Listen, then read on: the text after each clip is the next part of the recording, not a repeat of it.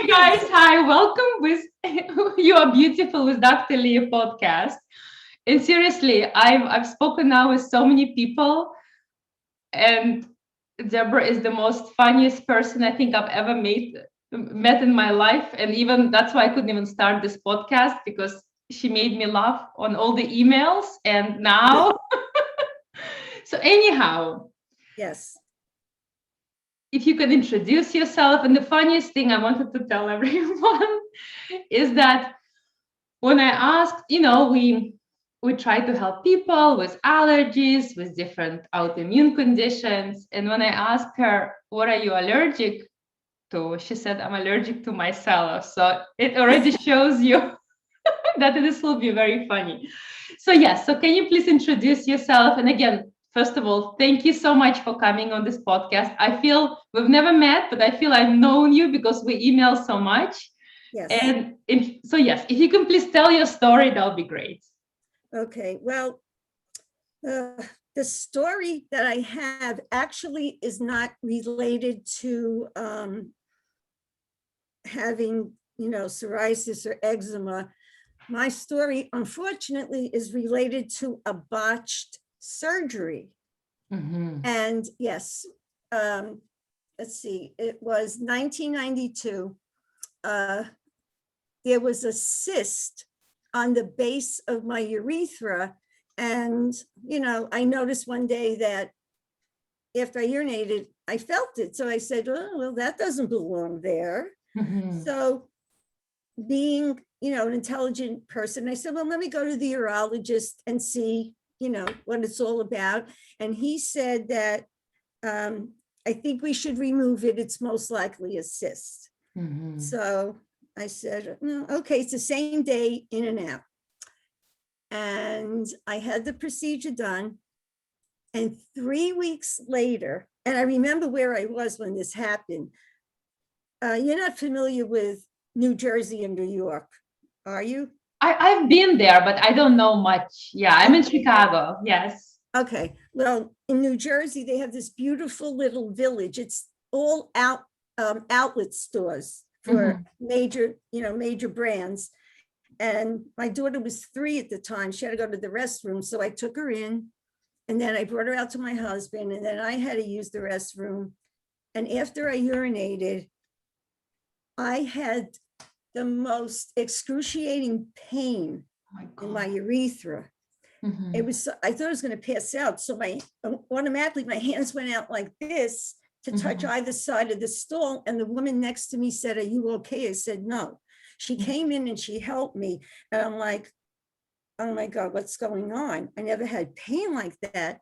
So I went back to the urologist that did the surgery. And I said, something's wrong because I am in excruciating pain.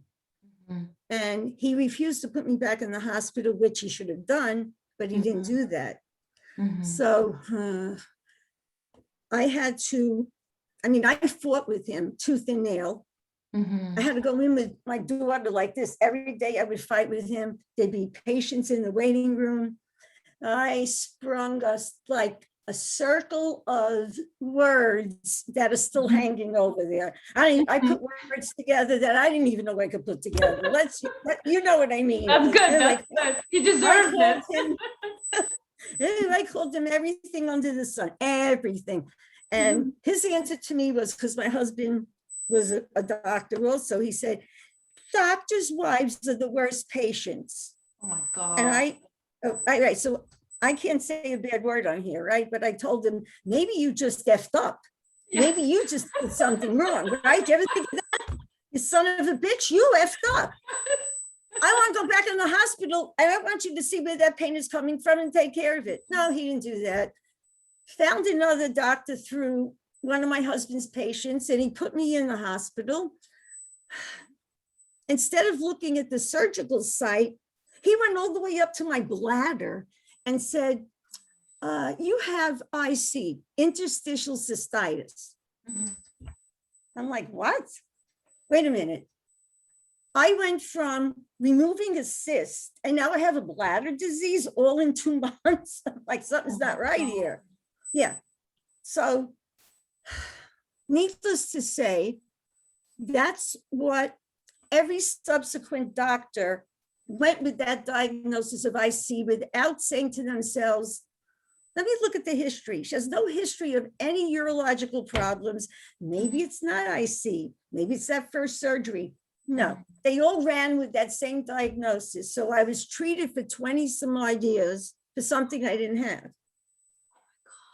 Yeah, no, it's horrible. It really, and I've had surgeries needlessly because I didn't have IC, and procedures.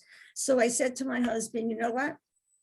I'm going to go to the top doctor for this disease that I don't have. And definitively, I want to know if I have it or not, because I ask a lot of questions and I want to know. And I did. He's in North Carolina. His name is Dr. Robert Evans. And I said, we're booking an appointment.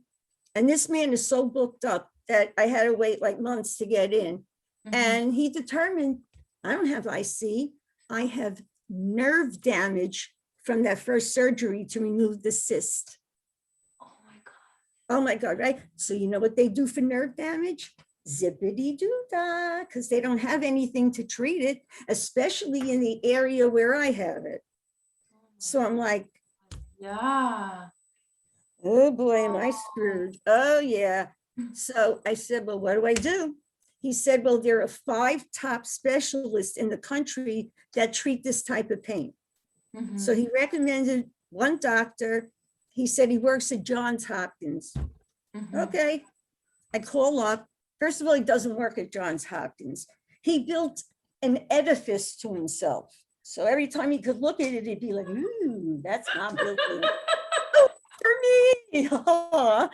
Yeah, right. So I call up, and his wife is the office manager / financial advisor.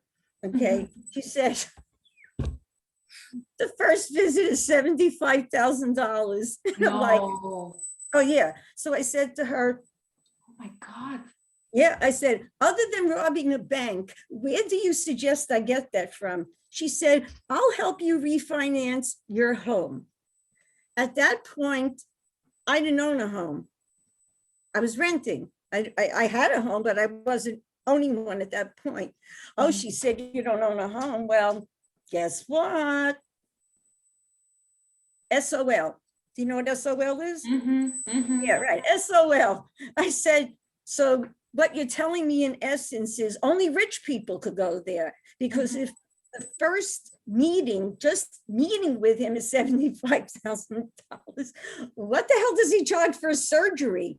Oh, she said, that's 200,000 and up. Oh my God.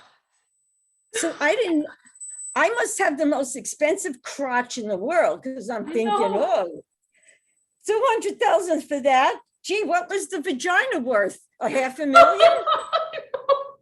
Good Lord, I must have the most expensive, female genitals in the world.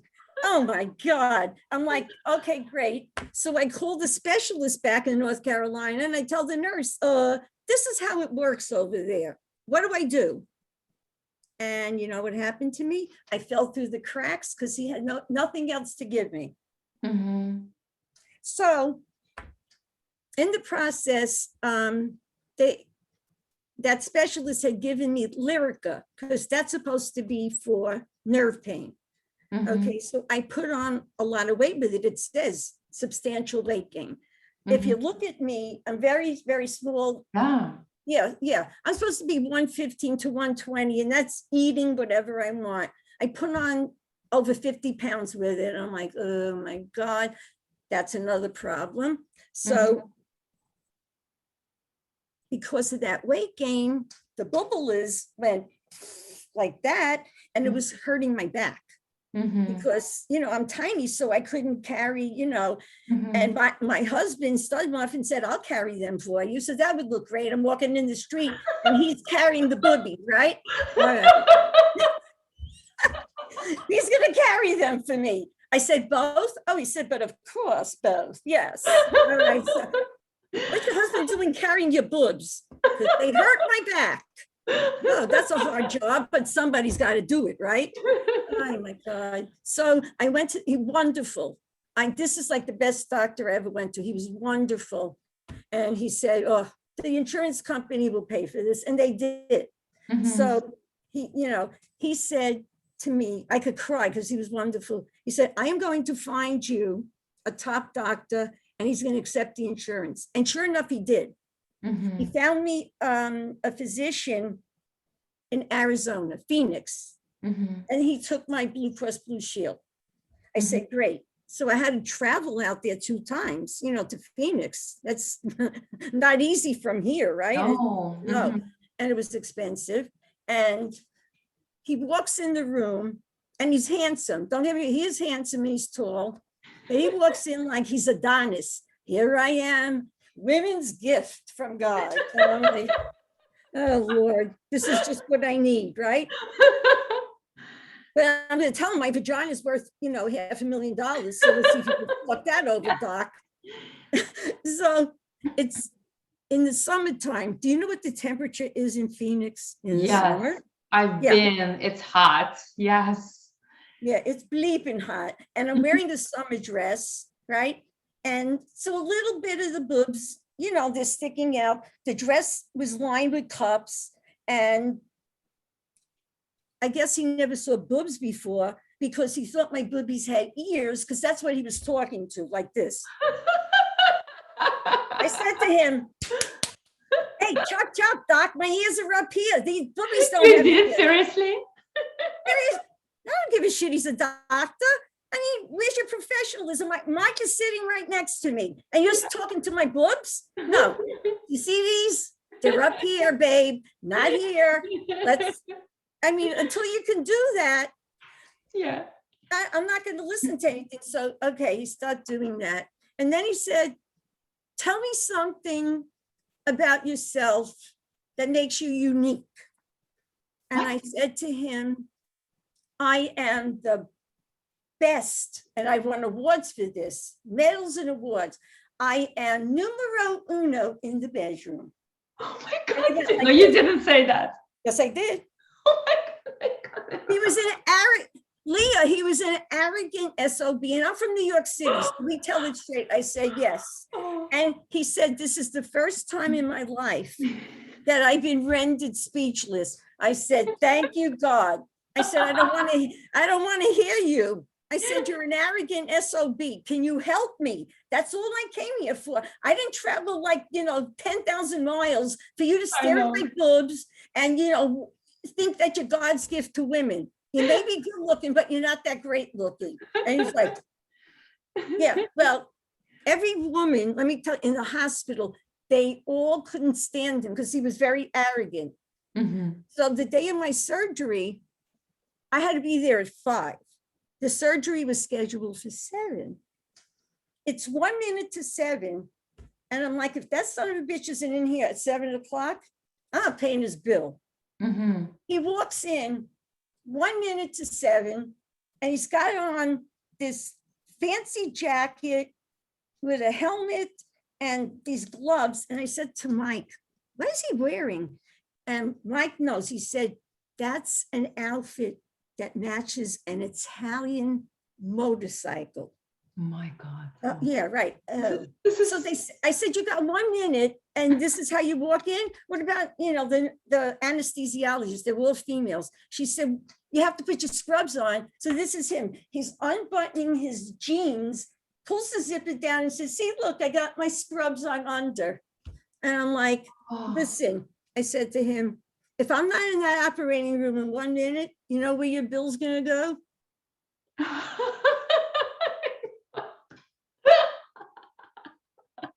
What did he say? He said, I'm there. I am coming. Judge Judy says, sushi at 12. Let's go. 7 o'clock. I've been here 2 hours. Let's go. Chop, chop. Oh, my God. So I don't know what he put Botox in there. And I don't know what else he did down there. Probably had a field day. I don't know what he did. And it didn't help. Whatever he did, no, it didn't help. So the hospital, the nurses told me he is notorious for not checking up on patients after surgery. Mhm. Oh, that's wonderful. I could die by the side of the road with all the armadillos and he wouldn't know because he doesn't call. She said, right, you have to call him. I called that office for weeks and he never picked up the phone. He never spoke to me.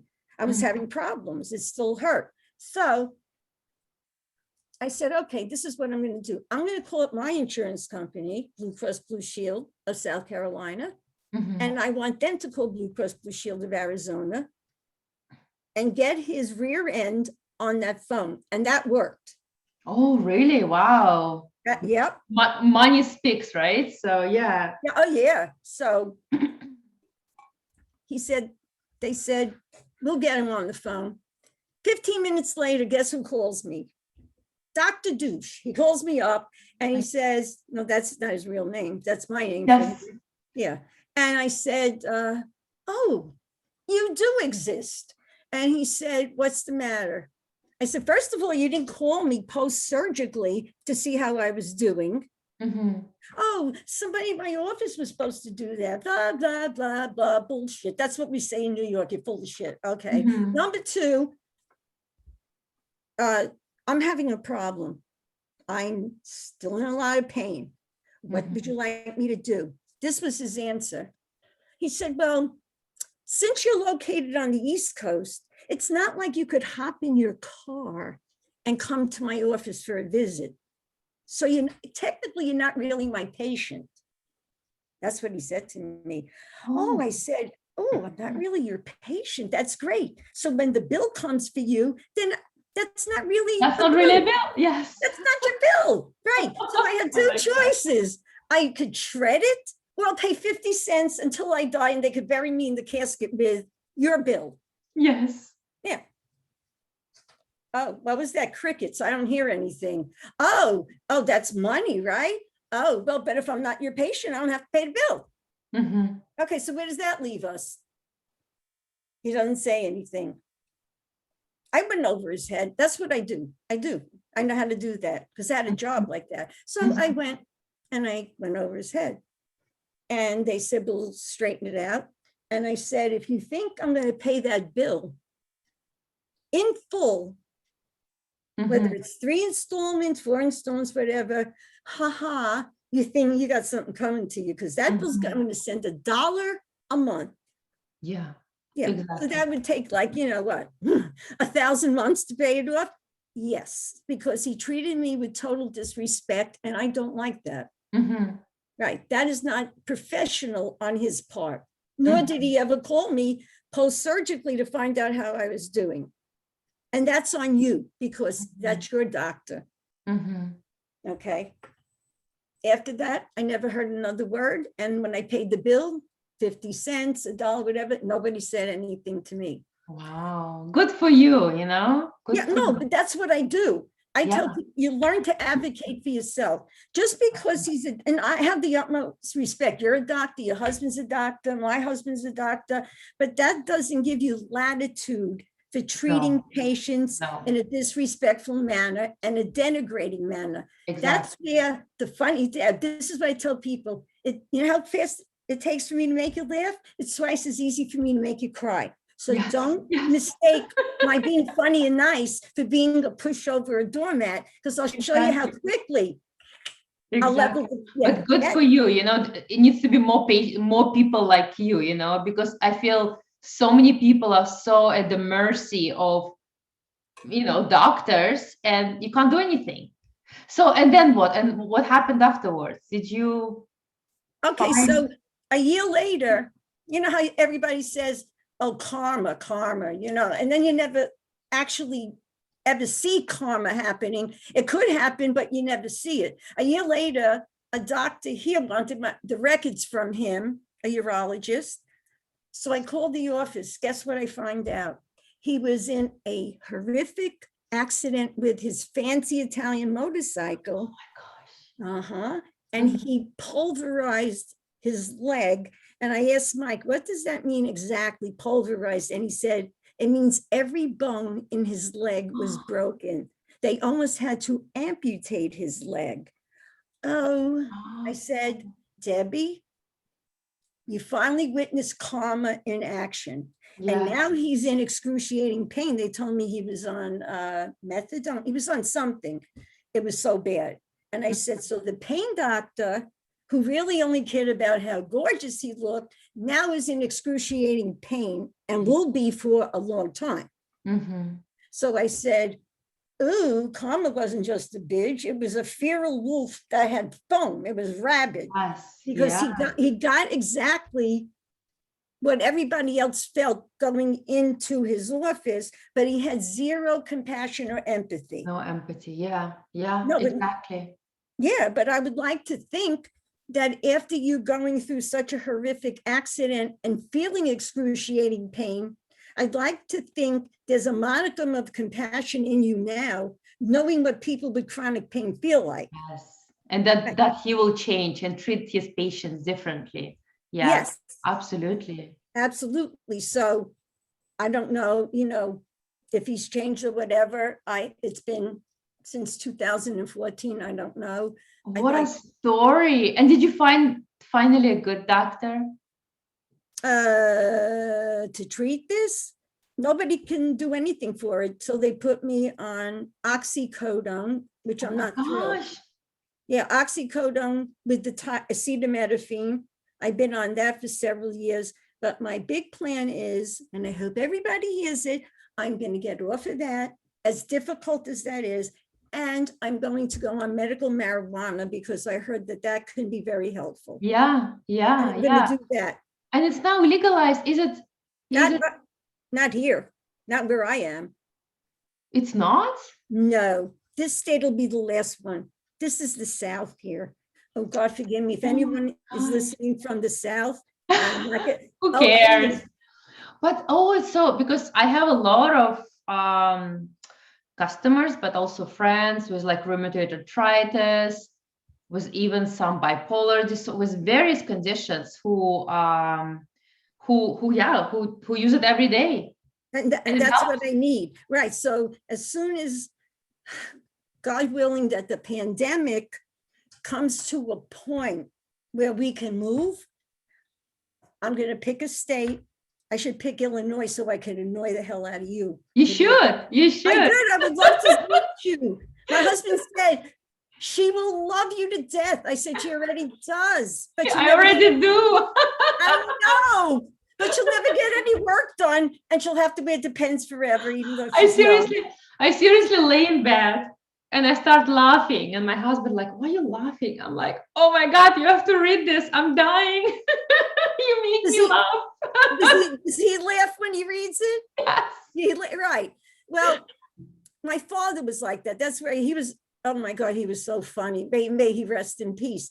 But as soon as we can, I am going to go to a state where it's medical marijuana and recreational, so that,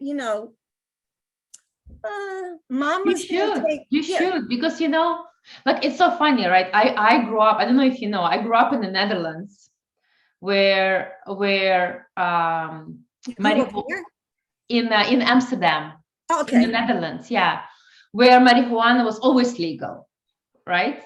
And no one wanted it because it was legal, right? So, and people used it for pain, and like now it's happening here, of course.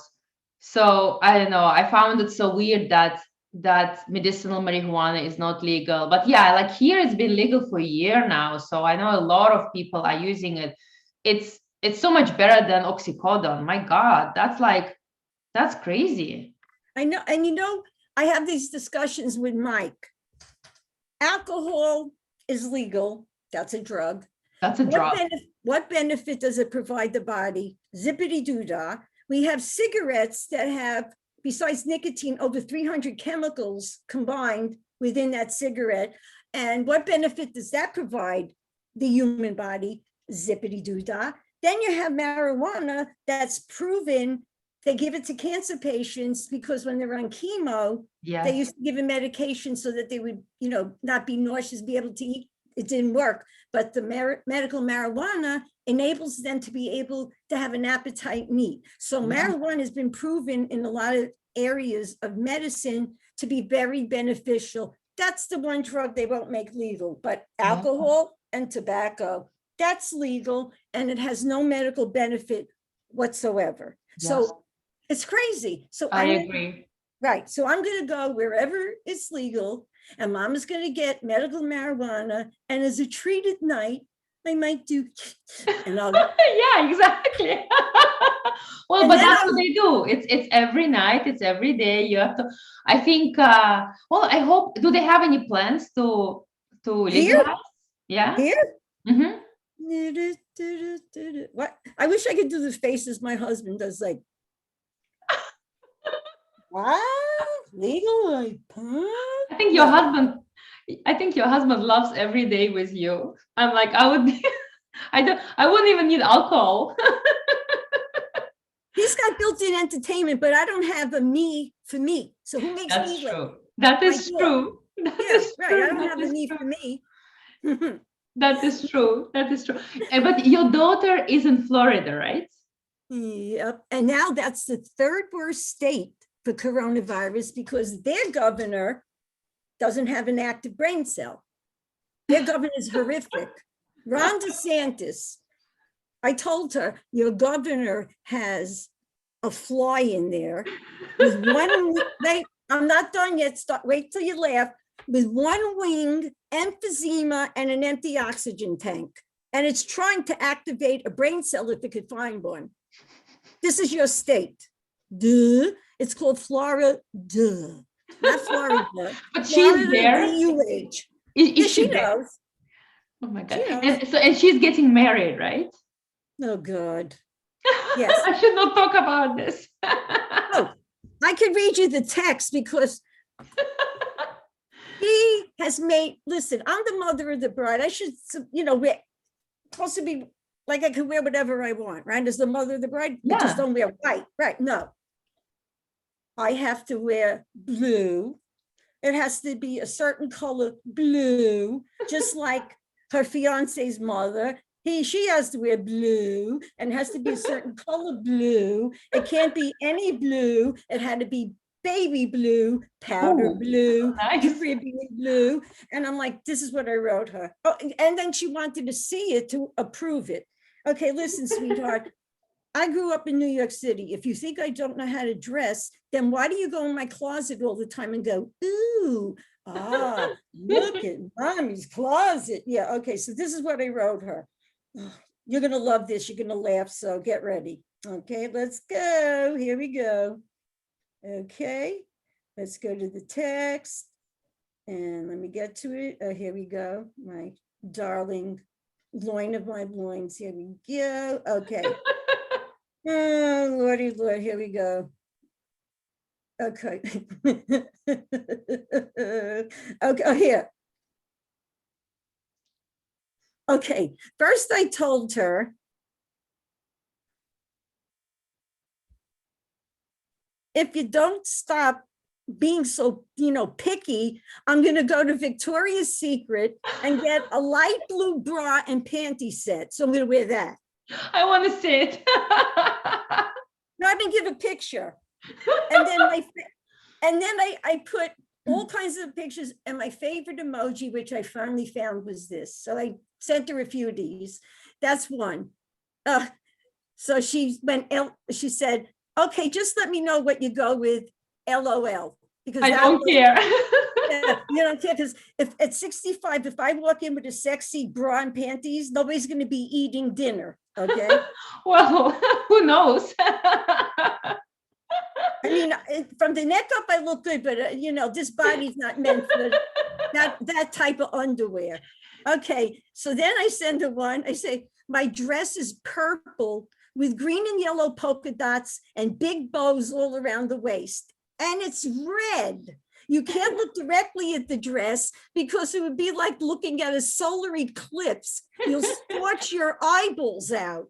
No, you'll scorch your eyeballs out of your head. So there, ta-da! I'd like to thank my fans for all their support in helping me pick out this stunner. And then she said, LOL, oh Lord. And I said, I've decided to become a gypsy with all the trimmings. So my dress, now this is the truth. Gypsy wedding dress is a wide. I don't know Yes. if you've ever seen, oh my God. I said, my dress is so wide, it will require 5 seats just for itself. And I say all this with love. And she said, So, I know. So I said, 5 seats, please. And she said, you can only have one. Um, so when so is I, the wedding? When is the May, wedding? May 21st. Oh, okay. Wow. That's in 2 months. I need to I send still you can show her my dress. No, I need to send you more lipsticks and stuff.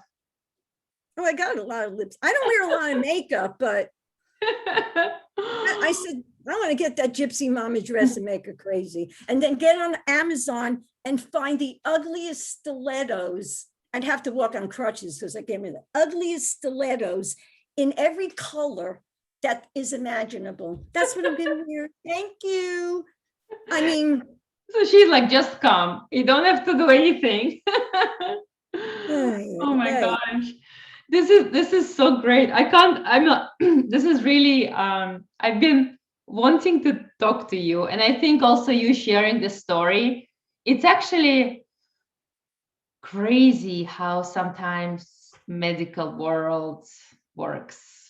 I mean, your story is absolutely crazy. Going from thank you. place to place, from $500,000 vagina to to crazy. It's really crazy. But I and I think more we share this type of stories, hopefully something will change. And I think I think what you said, yes, maybe some people have their practices and they do it this way or that way, but having that empathy is so important, and following up with your patient and not just focusing on money, right? Well, also the collateral damage from all the meds that they put me on. Let's see. The first thing was I almost went blind because I developed narrow angle glaucoma from the medicine that I had that was a vasoconstrictor. So when I went every year to get my eyes tested, the optometrist said, you have to go to a specialist like now. I said, why? He said, because you have narrow angle glaucoma and that has to be corrected right away because within 6 months, you could go blind from it. And there's no reversing that. And I'm like, oh my God. So I did. They did laser surgery. It was fine. But the specialist pinpointed which medication that I was on that caused it. Thank you. Okay. I lost all my teeth because all the medications dried my mouth out to the point where no matter what I did, it couldn't stop the progression of tooth decay and gum disease. Right. So at a young age, now I have to wear dentures. Thank you. Then I developed cataracts. So I'm sitting in that specialist office. He had to do surgery on that. And he told me which medicine caused that. And I look like the baby because everyone in there for cataract surgery's got to be 70 or 80. And there I'm sitting there like 50 years old. So I look like everybody's granddaughter. Yeah. So that happened as well. Yep. And Crazy. then, I mean, there's just so many, it's like dominoes. It's like one thing and then Yeah. another thing and then another thing. And then recently they found during an ultrasound that my gallbladder was filled with stones. Oh, that's So I had to have, yeah. And okay, that had to be removed. But the other problem was that there were 2 stones that were not contained in the gallbladder. They were in the biliary duct. So another specialist had to do a surgery the second day to remove those that were outside the gallbladder. And I'm like, so this is what the doctors do. How come nobody ever checked your gallbladder? Oh, you want me to answer that question, right? Yeah. Right. Yeah. So it's like, it's my I know. fault, right? Like, okay, doc, how come you're not checking my gallbladder? I know. Wait a minute. I don't have ND after my name. So why are you asking me that question? But I could give you the list of names and you could call them up and ask them that. I know. That's what they do. And why did you gain so much weight? okay, you see this list of drugs? This one and this one caused me to gain 50 pounds. Oh, did I write my own prescription? I think not. So why don't you ask the doctors that prescribed it? They knew that it could cause weight gain. Why don't you ask them why they prescribed something that caused me to gain weight? And then I became diabetic. Yeah. I Yeah. don't think I am anymore. I think that was an onset from the gallbladder, because once they took it out, I lost 25 pounds immediately. Mm-hmm. You know, Oh, it was just, wow. yeah. Wow. Yeah, I'm supposed to be 115 to 120. Mm-hmm. I don't eat a lot. I eat organic. I mean, my face could be on the food pyramid. Mm-hmm. No, I do. Yeah, look at her. Yes. Oh Yes, my I do. God. I do eat healthy. I don't eat any junk. I don't smoke. I don't drink, although at times I really wish I could have a drink. I don't have any of the background history of doing anything that would cause, a problem. Yet Mhm. there it is. There it is. It's there. Mhm. And now they found, I'm telling you this story. I don't tell it to a lot of people because they just don't understand. In the process of testing, they did blood work. They found out that my liver has slight cirrhosis. Mhm. Okay, but they don't know why. Mhm. So they're running all kinds of blood work, and then I have to go for a biopsy of my liver now. Oh This is, my God. yeah, right. So to me, this is all collateral damage from that first surgery and then the misdiagnosis and the thousands of meds. Every doctor would change the meds. Do I know which one? No. Mhm. But don't fault me for Mhm. two doctors screwing up, okay? Mhm. They determined what medicines I went on. They determined the protocol. That wasn't me. And I have all the names written down. I will gladly supply you with the list, their names, where they're located, and phone numbers, and you can call them up and question them to death. Exactly. Because I don't have MD after my name. Yes, exactly. But they Oh have my a way God. of doing that. Mhm. Yeah. My So God. now when I go in, and Yeah. if the doctor, this happened one time, to get a colonoscopy, my former primary doctor, he recommended this particular doctor, and we went there. And before you go there, they want you to hand in your surgical history, supply them with everything, but they don't read it. And then since I gave birth, I had hemorrhoids. So I just asked him, is that a procedure you could do in the office? Because they used to be able to do that in the office. And this is what he said to me. Why? Are you afraid to go to the hospital and have a surgery? At that point, I had like 15 surgeries. So I got, wrong question. And my husband knew. He went like this. I stood up. I said, I paid your goddamn copay, and this is how I'm going to say goodbye. And I walked out, and he looked at my husband. He said, you didn't read her surgical history, did you? And he just stood there. So he went and he opened the chart, and there's 3 pages of my surgical history that he didn't even look at. He said, you had the nerve to ask her that? She's been in the hospital more times than anybody I've known. Yeah. Oh my Yeah, God. and that's what he said. So guess what? You're not going up my tush. Oh no, you're not going up there. Not like that. Nope. No. I walked out. Oh my God. Oh my God.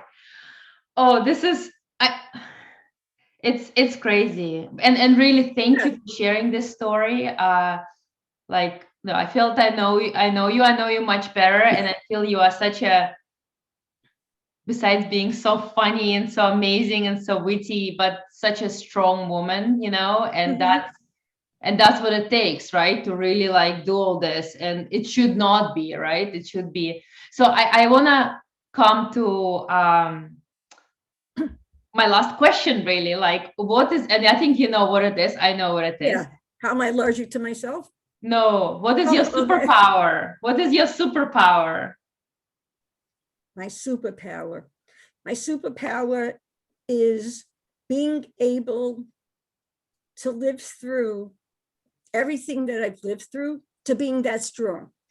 Because I don't talk about this either, but my childhood was not exactly joyful. There's a lot of abuse. Oh my God. Oh, yeah. Yeah. You know, and I don't tell people this because you know what? I'm an adult. I dealt with this. I went to therapy on my own. I dealt with it because I wanted to be healthy. I wanted to have a normal, productive life and be the best, you know, human being I could possibly be. Mm-hmm. And in order to do that, I had to do certain things. Mm-hmm. And, you know, it was very difficult. It was Mm-hmm. just very difficult. I mean, from the beginning, yeah, I had a lot of things happen and I learned, you know, those traumas, they don't go away, but you can put them somewhere. Like they use the word, they like to use this word in therapy, compartmentalize, okay? Mm-hmm.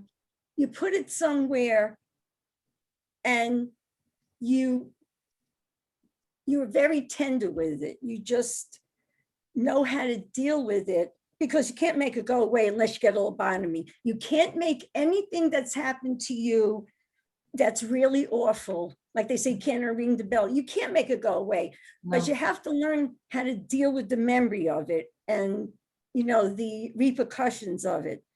So you have to put it somewhere where you're able to deal with it in a special way. And that also enables you, you know, to live, for lack of a better word, a normal life. Yeah. Yeah. You have to. I mean, otherwise, you know, Mike always says to me, I don't understand how you didn't become a drug addict, an alcoholic, you know.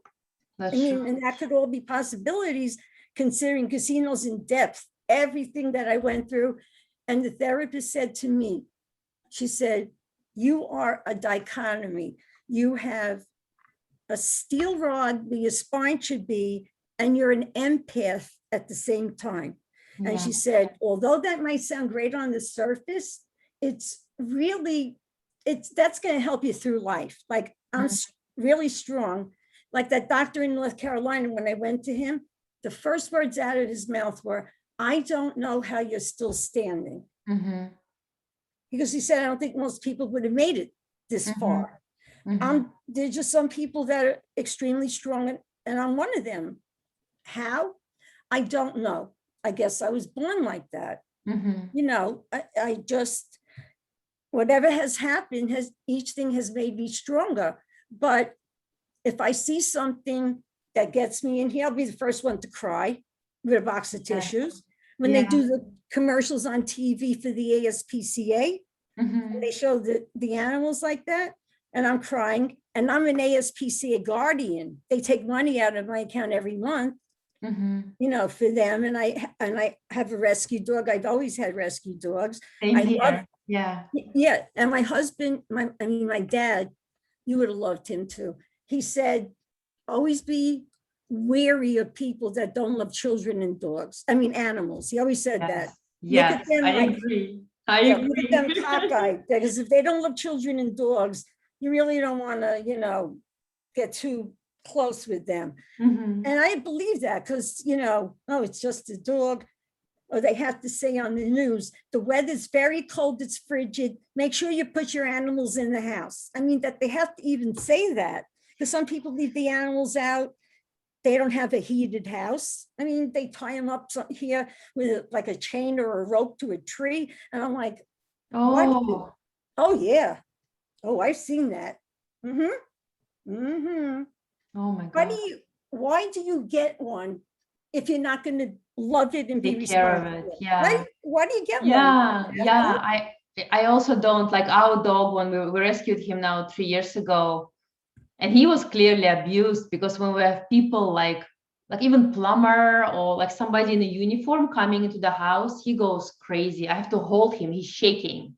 That's the same with my dog. Exactly. Yes. Because he was traumatized too. Yeah. But they can't. I know the same thing. If somebody comes in, he doesn't, and he's little. He's not a big dog. My dog's 15 pounds, but he's like, yeah, because mine that he doesn't have it with women. Like if it's a woman, he's okay. only men and only uniform. It's crazy. It's anyhow is yeah, I feel very strongly also like about like we're saying, okay, if we get more dogs, I want to rescue dogs, so at least we can provide that shelter for someone who truly needs it. So yeah. I know we went like I said, it will be 20 minutes. This is crazy. We went like on and on. So Has it been an hour? What time is it? I know it's been Oh, 50 minutes. yeah, because you usually when I post is 20 minutes, people don't have much attention span at this point. Oh, So you know, it's been so amazing talking with you, and I need to send you something for the wedding. Maybe that Victoria's Secret bra to just annoy your daughter. No, I'm kidding. But yeah. You know, yeah. yeah, yes. And I said to you, and you wonder why I, color my hair. Yes. Because of you. And I have hemorrhoids because of you. Oh. I know. I know. But it's been so wonderful talking with you and really for sharing your story and I mean I think everyone else would never do it with so much smile and still and so much humor as you do. And I feel very honored to know you, and I really like please continue writing all these things to me. Oh, wait a minute. Kiss the royal ring. I will. Mwah. Yes. I'm sending all the energy via the Zoom. I said to Mike, I feel, you could feel closer to somebody that's not a family member. Yeah. Because you just have a connection with them automatically. That's how I feel about you. I do. Same here. No, same here. And that's why I felt like it's so really to like wanted to get on a call or Zoom call and that, get to know you and your story. And I think you're such an amazing story. And I really hope to continue, the conversation again. Oh, absolutely. I Yeah. don't know when, but that would be great. We will connect. Well, we will email as always. So And just so you know, I gave my urethra a special name. what You is know it? the famous singer Aretha Franklin. Yeah. Mine's Urethra Franklin. Oh, I love it. And it needs some RESPECT. That's what it needs. I love it. Yeah. Oh my God. I love it. Yeah. I know. Ay. Just let me tell you one thing, Mhm. why it's like in the South. Somebody said something outside.